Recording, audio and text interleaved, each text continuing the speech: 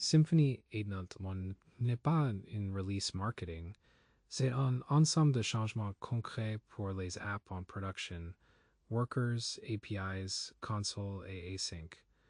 On va voir qu'est-ce qui compte vraiment pour les développeurs Symfony senior. Version linéaire, levier opérationnel majeur.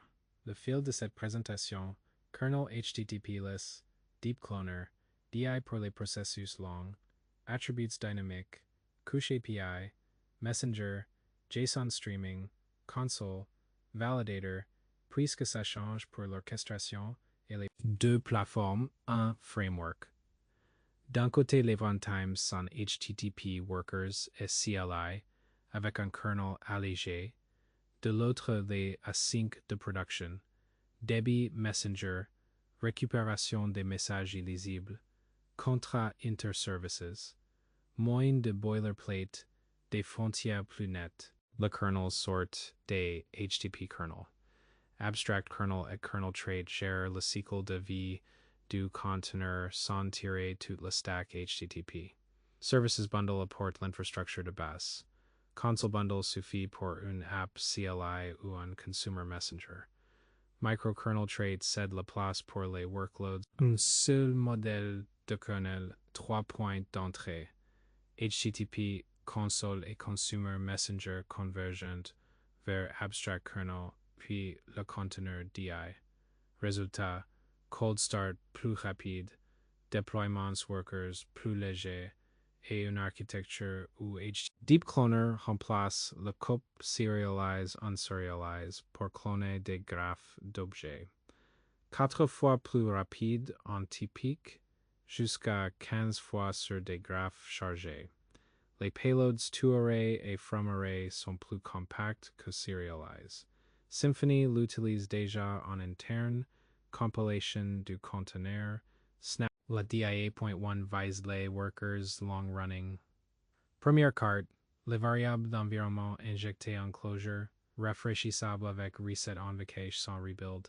Deuxième, la décoration déclarative, avec decorace et decorace tag. Fini les compiler passes maison.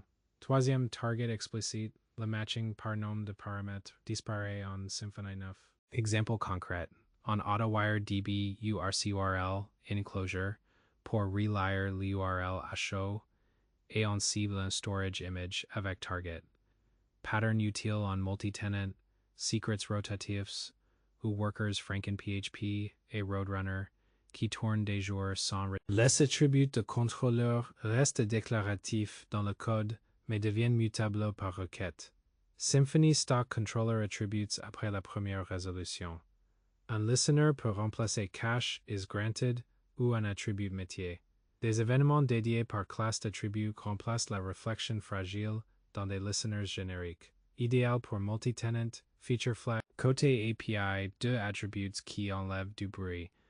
MapRequest Payload gère enfin les fichiers multipart dans les DTOs, le variadic sur les tableaux JSON et les groupes de validation dynamique. Serialize transforme en retour objet en response avec le bon content type et le contexte serializer au même endroit que Messenger gagne des leviers de débit pour la prod.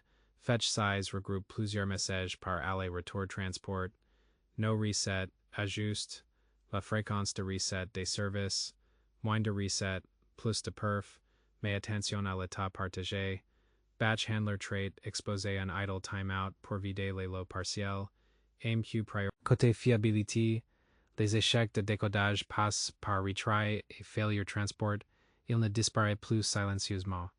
Serialized type name permet à des consommateurs non Symfony de comprendre le type de message. Sur Redis, Listable Receiver permet de monitorer la file avec X-Range sans consommer. C'est de l'observability et de l'interrupt, pas du cosmic. JSON Streamer et JSON Path ciblent les gros JSON. On stream sans tout charger en mémoire. Les Value Object Transformer compactent les types métiers en scalaire JSON. JSON Path accepte des fonctions custom via as JSON Path function.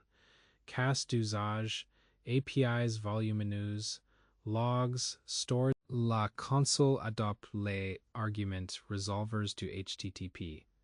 Map entity sur un argument, map date time sur un option, AutoWire pour injecter le bus messenger async directement dans underscore invoke, même modèle mental, moyen de parsing manuel dans les commandes ops, la DX console, montée d'écran, ask et ask choice pour des prompts interactifs avec contraint validator, y compris input file pour coller une image depuis le terminal, map input valide des DTO comme map request payload. As command sur les méthodes permet plusieurs commandes par classe avec des dépendances partagées. Raw input interface pour vue d'ensemble. 8.1 align last stack worker de bout en bout. CLI avec resolver et map input alimenter messenger. Le consumer HTTP list consomme avec fetch size et no reset. Les handlers s'appuient sur DI, env closure et DeepCloner. La sortie passe par JSON stream et en-tête de type polyglot.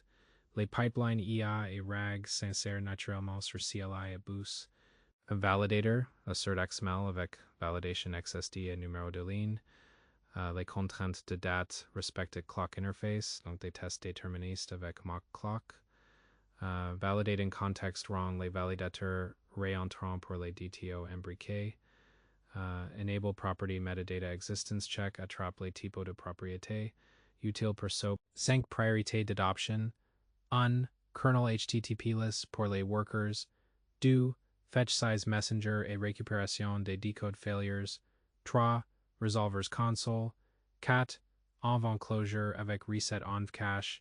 5, payload mapping et serialize pour les API. Symfony 8.1 en pratique, ces 3 mouvements. Workers légers, async fiable, CLI de première classe. Pas de Big Bang on adopte par point d'entrée. D'abord le consumer, puis la console ops. Symfony 8.1 affine les frontières. HTTP, CLI et async en chacun le bon kernel. Modes de boilerplate, compilations plus rapide grâce à DeepCloner, Messenger plus robuste en prod. Même philosophie Symfony, mieux outillé pour les systèmes qui tournent en continu. Retrouvez la release sur le blog Symfony, le dépôt GitHub et la doc de montée de version mineure. Côté darkwood.com et github.com.